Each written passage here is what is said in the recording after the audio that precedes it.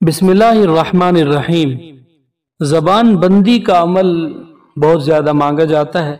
अहबाब भी कहते हैं यार ख़ानदान में ऐसे कुछ लोग हैं, मुखालिफ हैं, पता नहीं किस बात पर मुखालफत पर उतरे हुए हैं।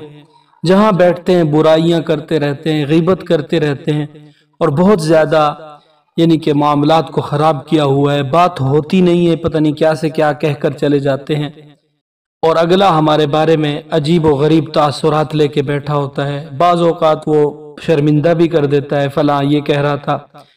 और इसी तरह दुश्मन बहुत ज्यादा गालियां बकता हो, तंग करता हो और इस तरह के यानी कि जबान बंदी का जो अमल जिस मामले में जरूरत पड़ता हो तो आपको इंशाअल्लाह उस हवाले से आज वजीफा बतलाएंगे। और ऐसा जबरदस्त वजीफा है, अल्लाह ताला आपको हमेशा के लिए उस बंदे से महफूज रखेंगे, उसकी शरारत से, उसकी चालों से, उसके हरबों से और उसके गंदे नापाक अज़ाइम से अल्लाह करीम आपकी हिफाजत फरमाएंगे। और याद रखिए कि जो शख्स इस अमल को कर लेता है, अल्लाह ताला उसको, कोई भी उसका मुखालिफ हो, ज़ाहिरी हो बातनी हो, उसको हमेशा के लिए उसके दिमाग से, उसके दिल से उसका तसव्वुर ही निकाल देते हैं।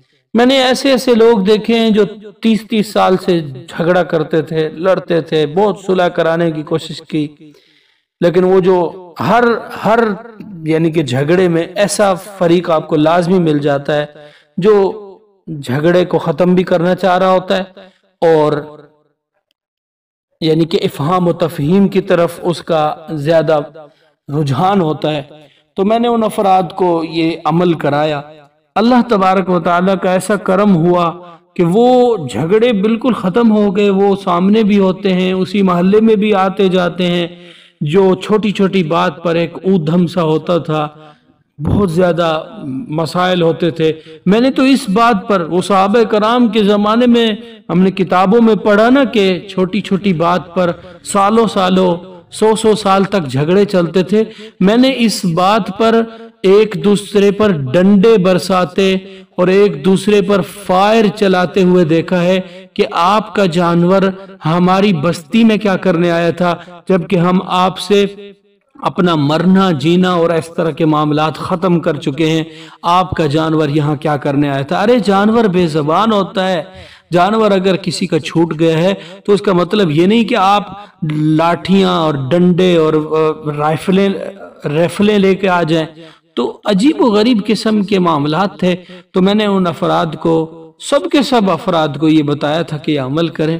अल्लाह तबारक व तआला ने ऐसा जबरदस्त अपना फजल फरमाया कि अब वो कहते हैं कि हम खुद भी चले जाएं, उस बस्ती से गुजर जाएं, तो वो शख्स जो है, जो उस बस्ती का बड़ा जो है, उस बस्ती का सरपंच जो है, वो देख भी रहा होता है तो ऐसे लगता है कि उसने हमें नहीं देखा। तो आइए आपको अमल की जानिब ले चलता हूँ। बहुत ही मुख्तसर और बहुत ही पुरअसर है और ऐसा लाजवाब वजीफा है कि मुझे अमलियात की दुनिया में इसके अलावा कोई इसकी मिसाल नहीं मिलती।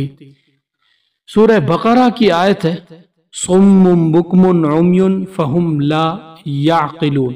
पहले दूसरा पढ़ना है 7 मरतबा, फिर अगले 7 मरतबा पहला पढ़ना है ला यरजिऊन।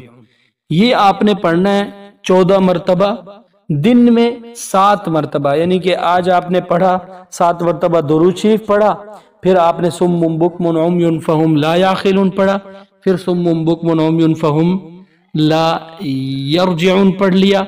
ये उसके बाद आखिर में 7 मरतबा दुरूद शरीफ हो गया, ये एक बार हो गया। इसी तरह दिन में दूसरी बार, तीसरी बार, चौथी बार, 5वीं बार और 6ठी और 7वीं मरतबा पढ़ना है और अपने मुखालिफिन के तसव्वुर में पढ़ना है। हो सके तो उनकी तस्वीर को देख के पढ़े। फिर देखें वो अपने मामलात में ऐसे बिजी होते हैं। हमें तो यही चाहिए ना कि उनके शर से हम महफूज रहें, उनकी इन गंदी जबान से हम महफूज रहें, उनकी इन गंदी गालियों से हम महफूज रहें, उनके नापाक अज़ाइम से हम महफूज रहें। वो अपनी दुनिया में ऐसे मगन होंगे कि आपकी तरफ सोचेंगे ही नहीं। इंशाअल्लाह ज़बरदस्त वजीफ़ा है, लाजमी कीजिएगा। اگر اچھا لگے تو میرے لیے دعا کر دیجیے گا۔ السلام علیکم ورحمۃ اللہ وبرکاتہ۔